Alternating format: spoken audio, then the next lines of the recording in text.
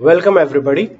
In this video we will be discussing the solutions of certain questions from determinants, and these questions I've taken them from the miscellaneous exercise of Maharashtra government textbook 11th standard maths part 1. Let's begin with the first question. In the first question they are only telling you to expand this determinant and evaluate it. So to evaluate it, we will evaluate it along the first row. So the evaluation will be 2 times 4 minus 0, that is 4 only, then minus of minus 5 making it plus 5, multiplied by 10 minus 9 which will be 1, plus 7, multiplied by 0 minus 18. Okay, so the value for this will turn out to be 8, this will be plus 5, and the last term will be minus 18 into 7, so that's minus 126. 8 plus 5 will be 13, and from that when you subtract 126 you get minus 113. In a similar way you can evaluate the second determinant also. We will go ahead with the second question. Evaluate the determinant along the second column. So when we talk of the second column, it is this column, that is the numbers are minus 1, 2 and 1. To evaluate it, you need to understand that for this element the minor and cofactors are going to be opposites, are going to be negatives of each other. So if the minor is having some sign, the cofactor will have a sign opposite to it. So this minus 1 will be written as minus of minus 1, and multiply that minus 1 with its minor, which is minus 6 minus 0. So minus 1 into minus 6, minus 0 is minus 6 only. Then the element 2. It's the element at the position 2, 2. It is A2, 2. So 2, 2, the cofactor and the minor are going to be the same. And that is why for this element we can just say that it will be plus 2 multiplied by the determinant of remaining elements, that is minus 2 minus 0. And finally we have minus 1 multiplied by minus 2 minus 6.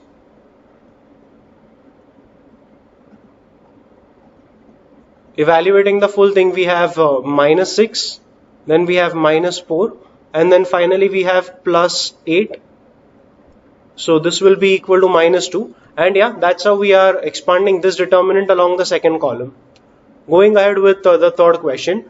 In this question you need to evaluate this determinant, but the determinant, if you check, this row is containing some numbers which are very large in their magnitude. So we need to use some properties and simplify this determinant so as to evaluate it in an easier manner. From the second row we can pull out a 200 common. So that will give us 200 multiplied by the first row being 235. The second row after pulling out a 200 common will be 235. Now we don't need to see what the third row is. Two rows in this determinant are identical, and that is why the value for this determinant will be 0. So this becomes 200 into 0, which is equal to 0. And yeah, that's how we are evaluating this determinant. Going ahead with the second one. In this determinant, we can go for C3 minus C2, and then we can go for C2 minus C1. So these are the operations we are performing. C3 gets transformed to C3 minus C2, and then in the same determinant, you will transform C2 to C2 minus C1. So C1 remains untouched. Let's go for C3 minus C2. So that will be 103 minus 102, which is equal to 1. Then 107 minus 108, which is equal to 1. This minus this, which is also equal to 1. Then we have this minus this, that is we are going for C2 minus C1. So we have this minus this, which is 1. This minus this, which is also equal to 1. And this minus this, which is also equal to 1. The two columns, that is C2 and C3 in this determinant, are identical, and that is why the value for this determinant will be equal to 0. Going ahead with the fourth question. Again, we need not solve the entire question. I'll solve it for a few random elements. So you need to find the minors and cofactors of the elements of this determinant. So randomly let's pick this element. That element is the element in first row second column. So we say that A12 will be equal to 0. We can then say that minor M12. So if you eliminate the elements in that row and in that column, the determinant of leftover elements, that is minus 2, 3, 0 and 2. The determinant of the remaining elements will give you the minor for that element, which is minus 4 minus 0, which is minus 4. and the cofactor, that is C12. This will be minus 1 power 1 plus 2. We get that 1 plus 2 from the position of this element. It is 1, 2, it is C12. That is why minus 1 power 1 plus 2 into the minor of it. So minus 1 power 1 plus 2 will be minus 1, and minus 1 into the minor, that will give you minus 1 into minus 4. So the cofactor will be equal to 4. Similarly, let's just pick, say for example, this element. So that element is A33. It's the element in the third row, third column. So we call it A33. That element is 2. The minor for that element, M33, this will be, eliminate the row and the column in which that element lies. Take a determinant of the remaining elements. So that will be minus 1, 0, minus 2, 1. This will give you minus 1, minus 0, which is minus 1. And C33, that is its cofactor, will be minus 1 power 3 plus 3 into the minor. Minus 1 power 3 plus 3 will be equal to 1 only. So 1 into the minor will be the minor itself. So the cofactor and minor are going to be the same. Now in a similar way, you can evaluate the minor and cofactor for every other element. It's a long process, but yeah, it's all completely mechanical and the concept remains very much the same. So I'm not solving these two questions. I've taken 2 examples, and yeah, with the help of these examples you can clearly make out how to find the minors and cofactors for the remaining elements of both the determinants. We go ahead with the 5th question and we try to solve this first equation. You can expand the determinant right away. So you will have 1 into minus 5x square, minus 10x square plus 10x, then minus 4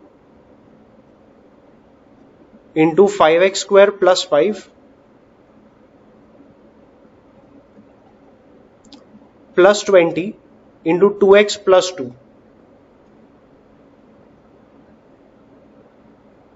And we are told that this is equal to 0.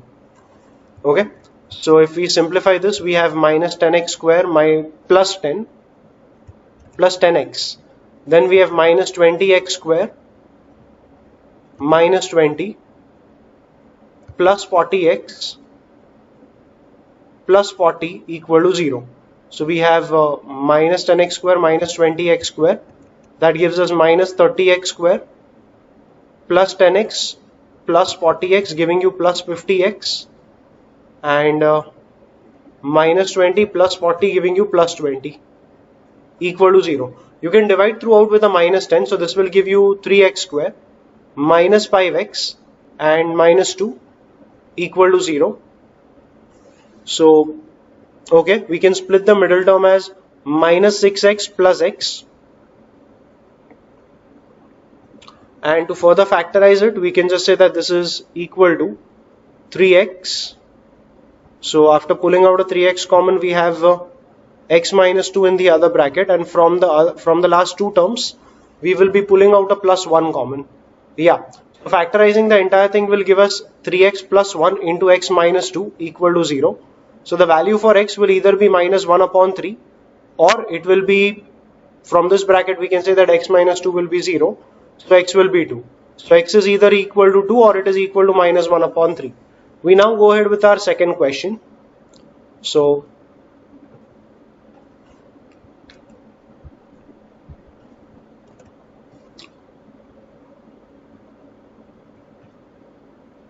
okay, so to solve the second question, what we can do is we can expand the determinant like we had done in the previous sum. So we will have 1 into 4 minus 16 minus 2x into 1 minus 16 plus 4x into 1 minus 4 equal to 0. So that should give you minus 12. This will be minus 15 into minus 2x, that gives you plus 30x, minus 3 into 4x giving you minus 12x equal to 0. That's 18x. This minus 12 goes on the right, 18x will be 12. So x will be 12 by 18, which is equal to 2 by 3. Okay, so that's how we are solving our question number 5. With that, we go ahead with our question number 6. By using the properties of determinants, this is what you need to prove. So to prove this, all we need to do is we need to check our first row and we need to check our second row. You need to observe that if there is x plus y over here, there is a z over here. If there's a y plus z here, there's an x here. If there's a z plus x here, there's a y here. So all you need to do is go for R2, or in R1 you can just add the elements of R2. So you just need to go for R1 plus R2. So the entire determinant will be x plus y plus z. Even the second element will be x plus y plus z. That's how the determinant will look like. Then the second row, which is z, x, y, and the last row, which is 1, 1, 1. Pull out this x plus y plus z common from the first row. So you will have 1, 1, 1, and x plus y plus z comes outside the determinant. Now R1 and R3 are identical, and that is why the value for this entire determinant will be equal to 0. Okay, that's how we are proving our question number 6. Let's go ahead with question number 7. In this question, without expanding the determinant, you have to show that the value for this determinant will be equal to 0. So to do that, what we will do is, we will multiply and divide this determinant with ABC. You can take this A inside the determinant and introduce that A in the first row, that is multiply elements of the first row with A. Take that B inside the determinant by multiplying the second row with B, and when you take that C inside the determinant, multiply the third row with C. So by doing so, the determinant will look something like this. 1 upon ABC, which is left over in the denominator here. After you introduced A in the first row, check what the elements of the first row are going to become. So the first row will become A into B plus C. Write it as AB plus AC. Then the second element becomes ABC, and the last element becomes AB square C square. We were introducing a B in the second row, so the second row becomes BC plus AB. The second element becomes ABC, and the last element becomes A square B C square. We were introducing a C in the third row, so this becomes AC plus BC. This element becomes ABC, and this element becomes A square B square C. You can take out ABC common from the second column. So the second column will become 1, 1, 1. That ABC which went outside the determinant will cancel off this ABC which you had in the denominator. Even from the last column, you can pull out ABC common. So when you pull out ABC common from the last column, you will have BC left as the first term, AC left as the second term, and AB left as your last term. So this ABC has come out from the last column, and this term is now BC, this term is AC, and the last term is AB. Check this term and this term. Check this and this, as well as this and this term. So checking these terms gives you an idea that you need to go for C1, C1 plus C3. I am adding the elements of third column to elements of the first column. So that will make the first column look like this: plus BC, plus AC, and plus AB. Now if you check this entire first column, all the terms are exactly identical. So you can pull out AB plus BC plus AC common entirely from the first column. From the first column we pulled out AB plus BC plus AC common, and that will make the first column of the determinant as 1, 1, 1. The second column was already 1, 1, 1. Finally, in this determinant, the two columns here are identical, and that is why the value for this determinant will be equal to 0. So that is how, without expanding the determinant, we have shown that its value will be equal to 0. We go ahead with our second question. We start by considering these terms in the third row something like this. This one, think of it as A upon A. Think of this one as B upon B, and think of this one as C upon C. You can pull out A common from the first column, and that will give you A. The first column of the determinant will now be X, A, and 1 upon A. You can take out a B common and a C common from the second and third column. So you have A, B, C outside the determinant. The second column, after you've pulled out a B common, will look like this: Y, B, and 1 upon B. And the third column will now look like Z, C, and 1 upon C. Now we can introduce that ABC entirely in the third row. I mean, we can take that ABC inside the determinant by multiplying that ABC entirely with the third row of the determinant. So that will make it XYZ, ABC, and when ABC gets multiplied with elements of the third row, the first element will be ABC upon A, which is BC. Second element will be ABC upon B, which is CA, and the last element will be ABC upon C, which is AB. So yeah, that's how we are proving that this determinant is equal to this determinant, and that too we have done it without expanding. We continue with our third determinant. In the third determinant, you can say that for this determinant, if you check LMN is here, that LMN is becoming the first column, and it's not in the same sequence of LMN. So we first apply our property that by interchanging the rows and columns of a determinant with themselves, the value of a determinant will not change. That means that the first row, we will make it as our first column. So the first column will be LMN. Second row will be written as the second column, that is EDF. And third row will be written as the third column, that is UVW. So this determinant will be equal to this, and it's the property that says that by changing the rows and columns with each other, the value of the determinant will not change. This will be equal to, see, we want L in the second row, but we have L in the first row. We will interchange two rows amongst themselves. But when you are exchanging two rows amongst themselves, the value of the determinant becomes negative of what it previously was. So initially, if the determinant was -5, then by interchanging two rows, the value of the determinant will become equal to 5. Let us change the two rows first. So we will have L, E, U, then we have M, D, V, and this row is N, F, W. But because I have interchanged only two rows, this determinant will be -1 times of this determinant. So basically this determinant is minus of this determinant.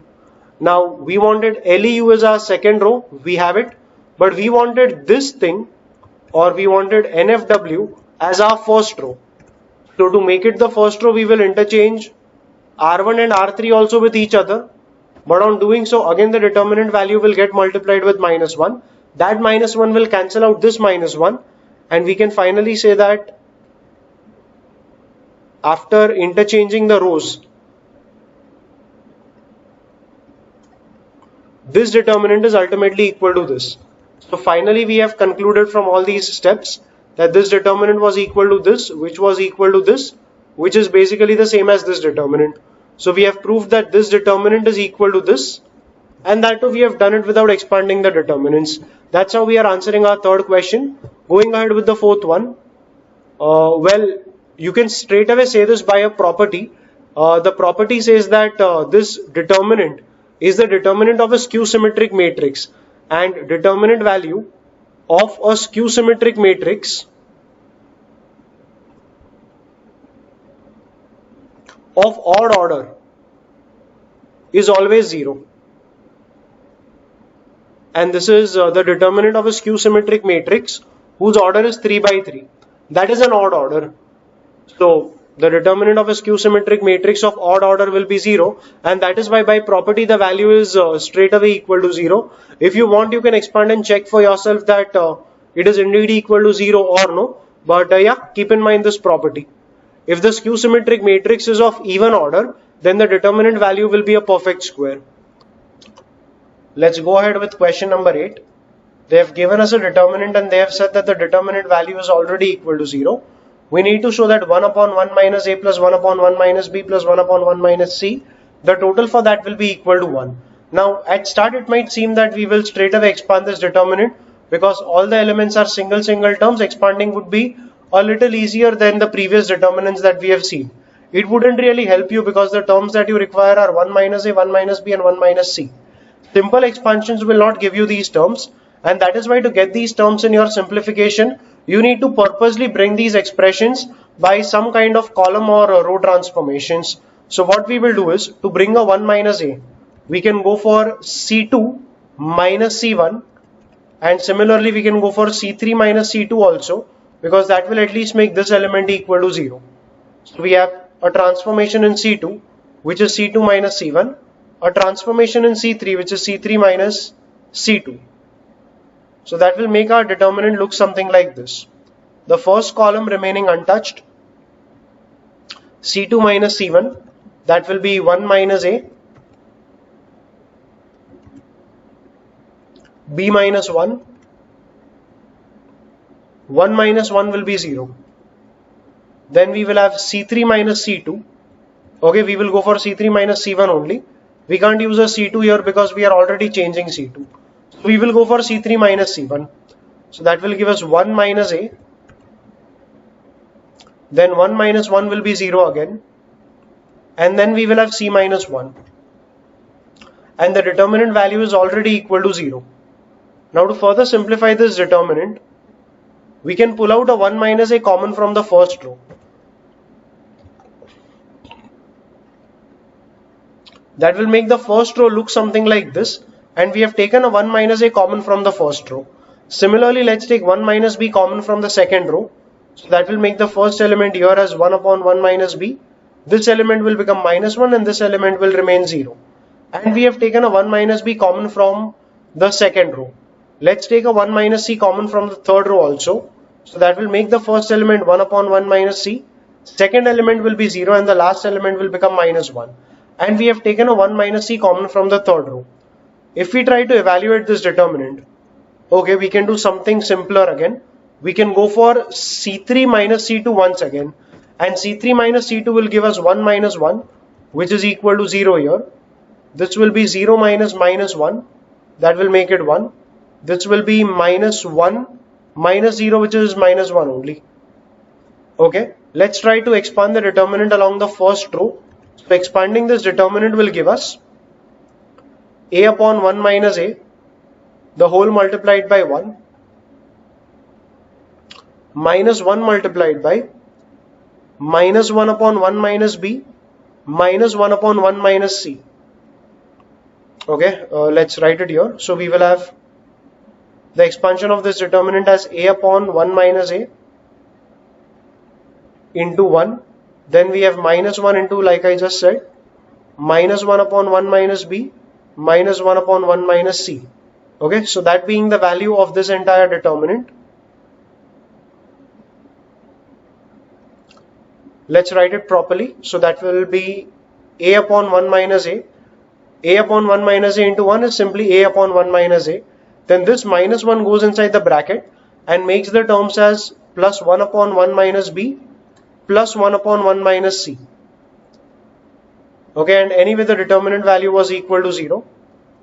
So finally when we take these three terms in the denominator of the right hand side, the right hand side will be 0 upon something which is equal to 0 only. So the right hand side will remain 0 and these are the terms left over with us on the left hand side. The first term A upon 1 minus A, we can write it as A minus 1 plus 1 upon 1 minus A. Split the terms in this manner. So we will have A minus 1 upon 1 minus A plus 1 upon 1 minus A. A minus 1 upon 1 minus A, that will be minus 1. That minus 1 goes to the right and makes it 0 plus 1, which is equal to 1. So yeah, this is how we are proving the result that the question was asking us to prove, and that's how we are solving our question number 8. Going ahead with question number 9, we have to solve the following set of equations by Cramer's rule. Okay, so these are 4 different questions, all belonging to the same category of sums. So I will be solving 2 and 3, and first and fourth I am leaving it for your own practice. Now in the second question, what we can do is, we can take 1 upon x as capital A. Let's say I am taking 1 upon x as capital A, 1 upon y as capital B, and 1 upon z as capital C. So that will make our equations look something like this. So the first equation will be A plus B equal to 3 by 2.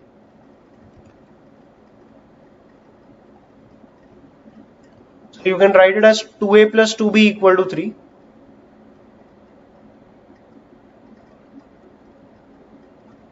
You can consider it as 2A plus 2B plus 0C. The second equation will look like B plus C equal to 5 upon 6.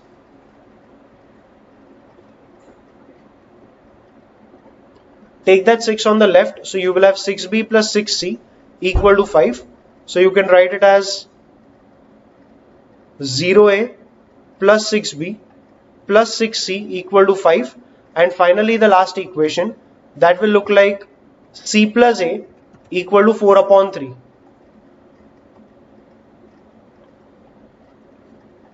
take that 3 on the left. You have 3c plus 3a equal to 4. Consider it as 3a plus 0b plus 3c equal to 4. So now you need to find d.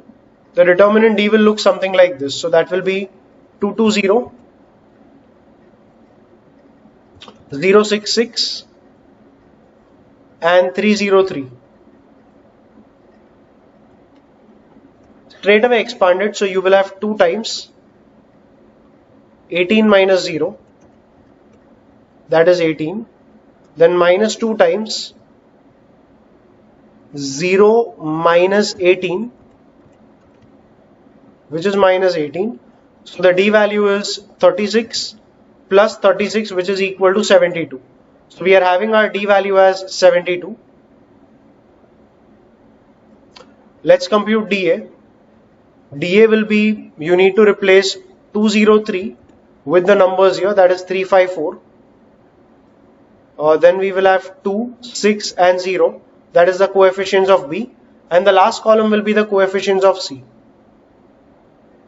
So this will give us 3 into 18, then there will be minus 2 into 15 minus 24, so that will be minus 9, and this will give us 18 into 3 being 54 plus 18, which is equal to 72 again.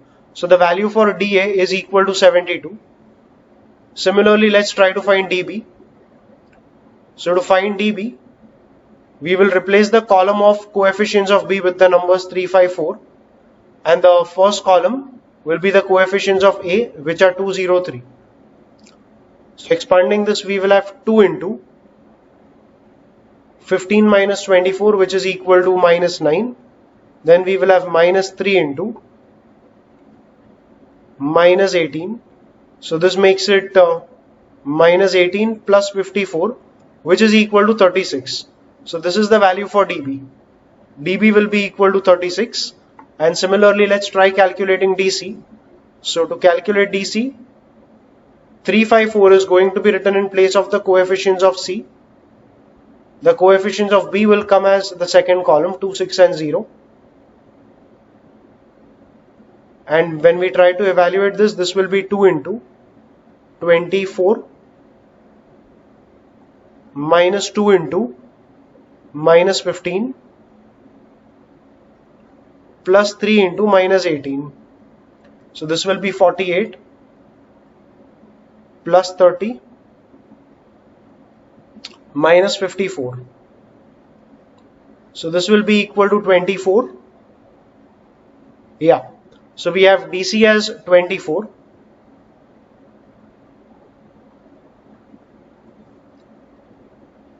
And so we can finally say that A will be dA upon D, which is equal to 1. But A was 1 upon X. If 1 upon X is 1, X will be equal to 1. Then B will be equal to dB upon D, which is 36 upon 72, that will be 1 upon 2. But B was equal to 1 upon Y. If 1 upon Y is 1 upon 2, then Y will be equal to 2. And then we have C as DC upon D, which is equal to 24 by 72, and that will be 1 by 3. So C was 1 upon Z. If 1 upon Z is 1 upon 3, Z will be equal to 3. So X equal to 1, Y equal to 2 and Z equal to 3 is the solution for this set of equations. And let's try to just cross verify whether our answer is right or no. We just got X equal to 1, Y equal to 2 and Z equal to 3. So when we put X and Y as 1 and 2 in this equation, we have 1 plus 1 upon 2. Yes, that will be equal to 3 by 2. You can put the values of X, Y, Z in the remaining two equations and check if they are getting satisfied or no. If they are getting satisfied, your answer is right. If they are not getting satisfied, the answer is wrong, and you need to check your calculations once again.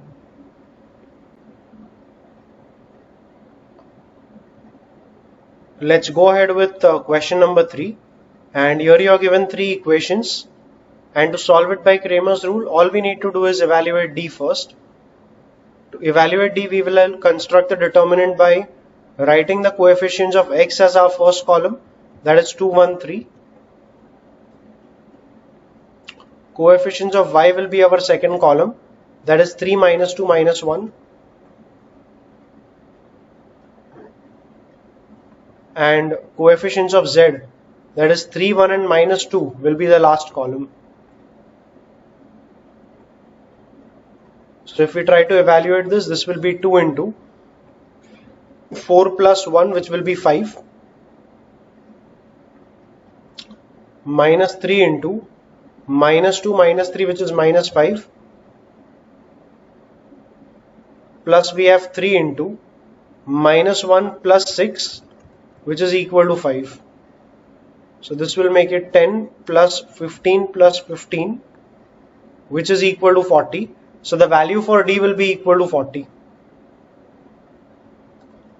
And after D being equal to 40, let's try to evaluate dx. In evaluating dx, the last two columns will remain the same. That is 3 minus 2 minus 1, 3, 1 minus 2. And in the first column, you need to write the numbers which appear on the right hand side of the equation. That is 5, minus 4 and 3. So we have 5, minus 4 and 3 as the numbers here. Try to evaluate this. We will have 5 into 4 plus 1, which is equal to 5. Then we have minus 3 into 8 minus 3, which is equal to 5 again. And then we have plus 3 into 4 plus 6, which is equal to 10. So this will be 25 minus 15 plus 30, and that will be equal to 40. So the value for dx turns out to be equal to 40. And similarly, we will try to compute dy.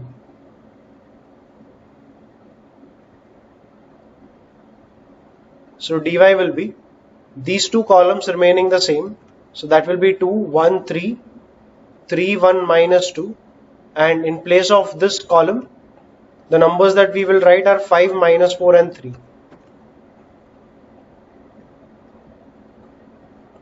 So that will give us dy as 2 into 8 minus 3, which is 5, minus 5 into minus 2 minus 3, which is minus 5, plus 3 into 3 plus 12, which is equal to 15. So we have 10 plus 25 plus 45, and that will be equal to 80. So dy is equal to 80. And similarly, let's compute dz. So dz will be first column 213, second column will be the same as this, that's 3 minus 2 minus 1, and the last column will be again those numbers, that is 5, minus 4 and 3.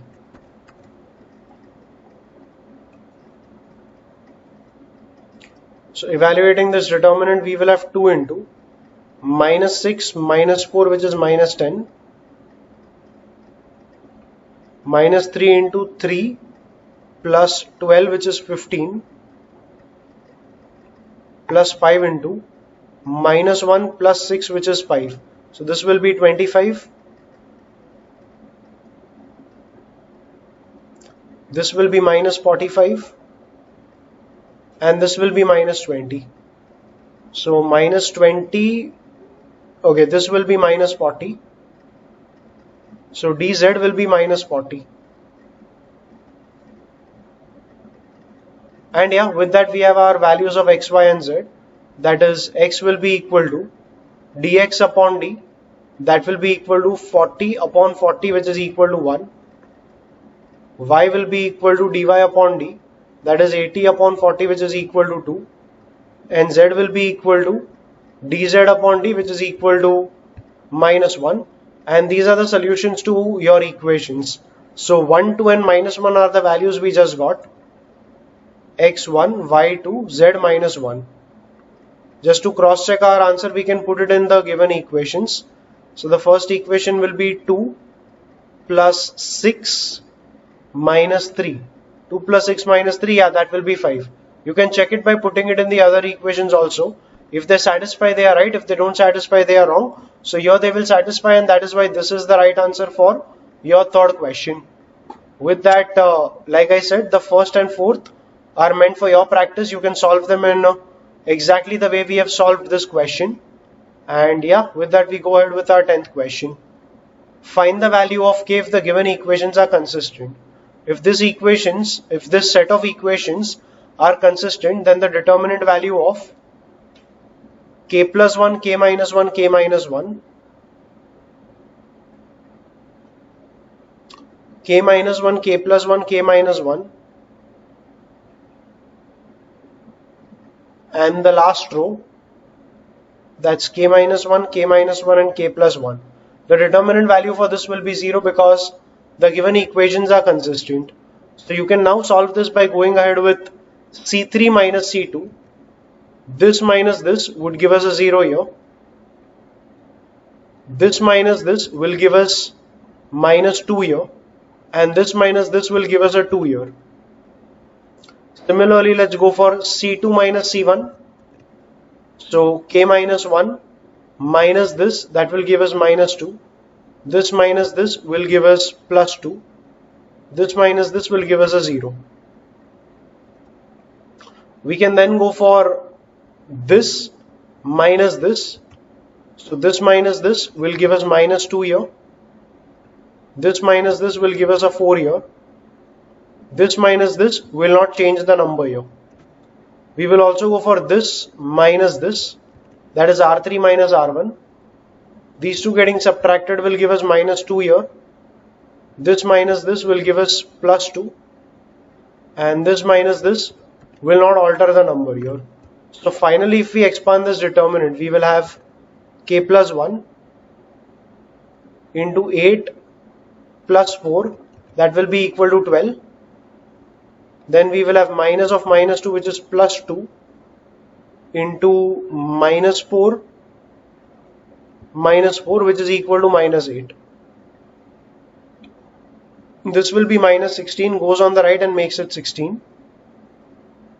12 comes on the right, makes it 4 by 3. So k will be equal to 4 by 3 minus 1, which is equal to 1 by 3.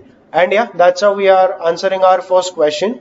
That is, the k value for this is going to be equal to 1 by 3. Moving on with the second one. Even these equations are consistent, so the determinant of 3, 1 minus 2, k2 minus 3, and 2 minus 1, 3, will 2 minus 1, this 3 comes on the left, and then it will be written as minus 3, equal to 0.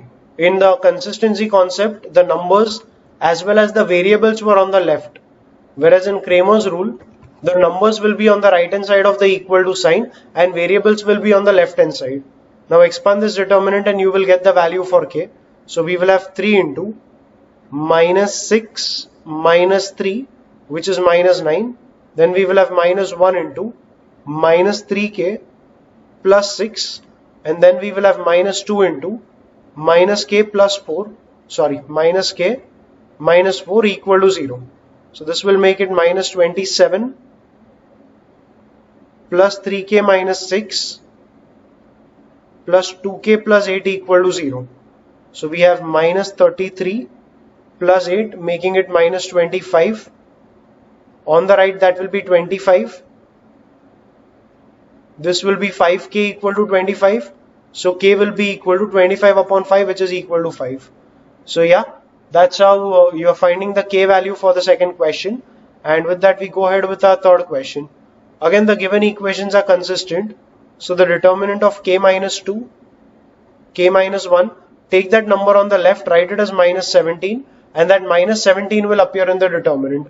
The determinant value will be 0. Complete the second row, that will be k minus 1, k minus 2, and minus 18.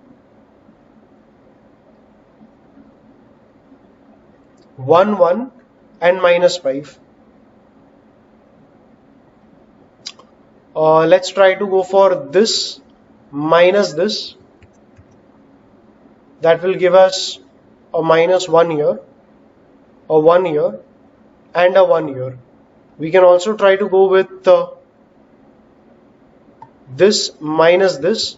So that will give us 1 minus 1, which is 2. This minus this will give us Okay, that will give us k minus 2 minus k. Okay, so that will give us minus 1, and this minus this will give us a 1. It will give us a 0 here. Try to expand this determinant, and the best would be expanded along the third row.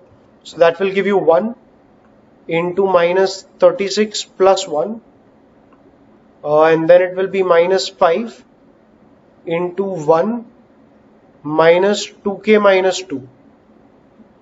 So this will be minus 35. That minus 35 goes on the right, makes it 35 here. Minus 5 goes on the right and makes it minus 7 on the right hand side. 1 minus 2 will be minus 1. That goes on the right and makes it minus 6. So minus 2k being minus 6, k will be equal to 3. And yeah, that's how you're finding the k value for the third question. Going ahead with the 11th one. Again, I will be solving just one out of these three questions because it's a simple application of a formula that you have learned in your theory. Area of triangle will be given by half into the determinant of, let's solve the third one. So determinant of, the last column will be 1, 1, 1, and the first two elements here will be the coordinates of this point.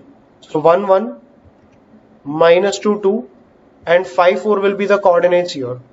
So if we try to simplify this or expand the determinant, this will be 1 into 2 minus 4, that is 1 into minus 2, which is minus 2. Then it will be minus 1 into minus 2 minus 5, which is minus 7. So minus 1 into minus 7, making it plus 7. And then it is 1 into minus 8 minus 10, that is minus 18.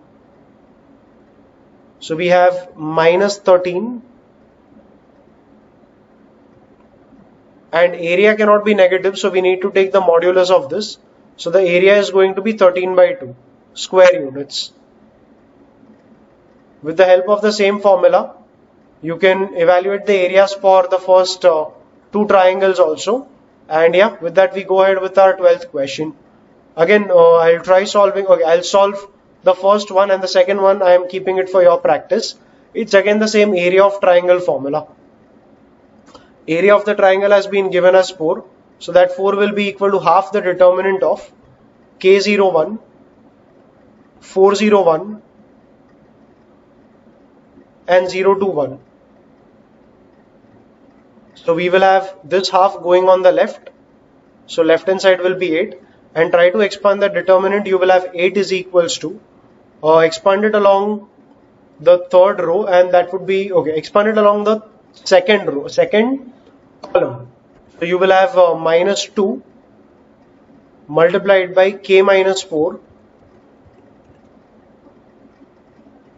as the value for 8. But because this represents area, we need to take a modulus here.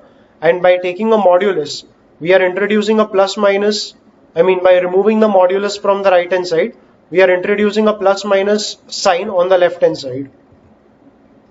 This 2 will cancel off this 8, and that will give us plus minus 4 on the left hand side. This will be minus k plus 4. So minus k plus 4 will either be equal to 4, or minus k plus 4 will be equal to minus 4. So this will come on the right, and minus k will be minus 8. So k will be equal to 8. This 4 goes on the right, so we have minus k equal to 0. So k will be 0. So the value for k will either be equal to 8 or it will be equal to 0. In a similar way, you can solve the second question. Get the value of k. Just see to it that while you are evaluating this determinant, after evaluating the determinant, take that entire value in a modulus sign, because taking k value as something might give you a positive and some other value of k will give you the same number but with the negative sign. So you need to take a modulus after evaluating the determinant, and that will give you two values of k. And yeah, that's how you're solving your question number 12. Moving on with question number 13. You need the area of this quadrilateral whose vertices are given to you. So if the quadrilateral is ABCD,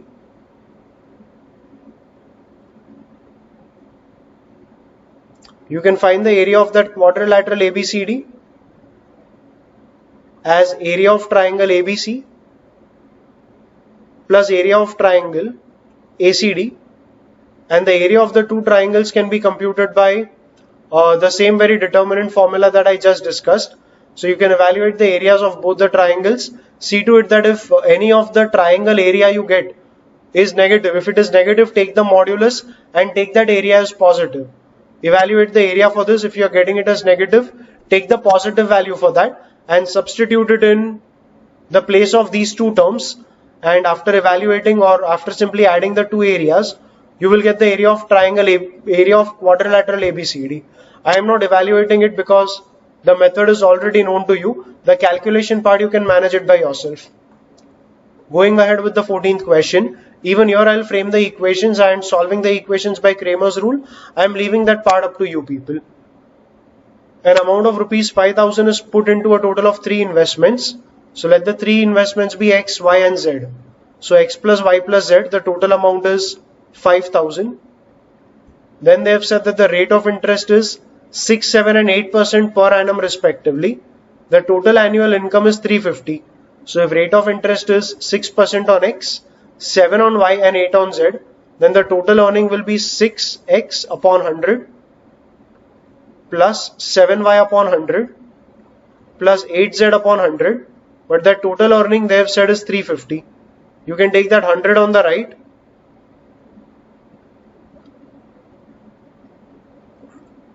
and write your second equation as 6x plus 7y plus 8z equal to 35,000, and finally take the last condition. If the combined income from the first 2 investments is 70 more than the income of the third, so with that condition we can say that 6x upon 100 plus 7y upon 100, that is income from the first 2 investments, that is 70 rupees more than income from the third investment. So you can take that 8z upon 100 on the left hand side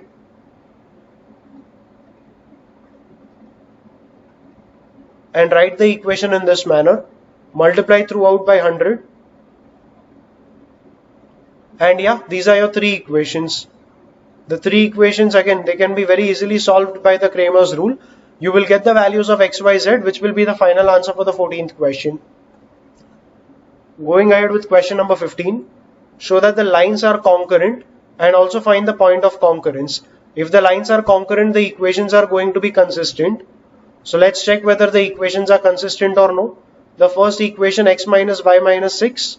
So we have our first row as 1 minus 1 minus 6.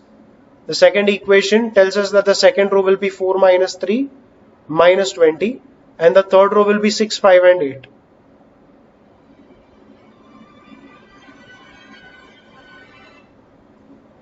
The value for this determinant will be 1 into minus 24 plus 100, that is 76, then minus of minus 1, which is plus 1, multiplied by 32 plus 120. 32 and 120 will be 152, and then we have minus 6 multiplied by 20 plus 18, that's 38 into 6. 38 into 6, that will be 190 plus 38, so that will be 228. 76 and 152, yeah, even this will be 228. So 228 minus 228 makes it 0. Because this determinant is equal to 0, the equations are consistent. And because the equations are consistent, we can say that the lines will be concurrent. Now because the lines are concurrent, they have also said find the point of concurrence. The point of concurrence can be obtained by solving any 2 equations simultaneously. Let's try solving the 2 equations here. So we can multiply equation 1 with 4 and write it as 4x minus 4y as 24. And the second equation 4x minus 3y is 20. Subtract the 2 equations. So after subtracting the 2 equations, we will have minus y as 4. So y will be equal to minus 4, and put that y as minus 4 in this equation. So we will have x plus 4 equal to 6. So x will be 2. So 2 comma 4 is going to be the point of concurrence for the given lines. Let's go ahead with one last question. We need to show by the method of determinants that these points are collinear. The points will be collinear if area of the triangle formed by the 3 points will be 0. So the 2 sums are identical, and that is why I'll solve just one of these questions. The other one is I'm leaving it for your practice. So area of triangle will be half.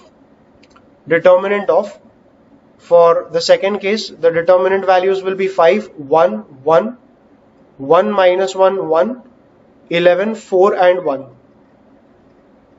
So the area will be half 5 into minus 1 minus 4, that is 5 into minus 5, which is minus 25. Then it is minus 1 multiplied by 1 minus 11, which is minus 10. Minus 1 into minus 10 will make it plus 10. And the last number will be 1 into 4 plus 11, that is 15.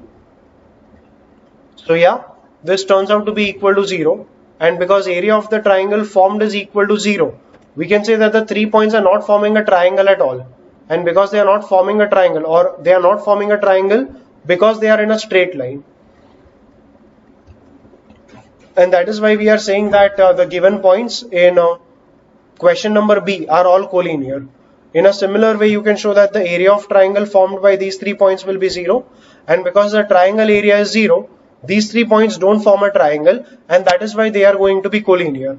So that's how we are solving our 16th question. This is where I am done with discussing whatever I wanted to discuss in this video. I hope that the contents of this video have helped you someplace, somewhere in your preparations. Thank you for watching.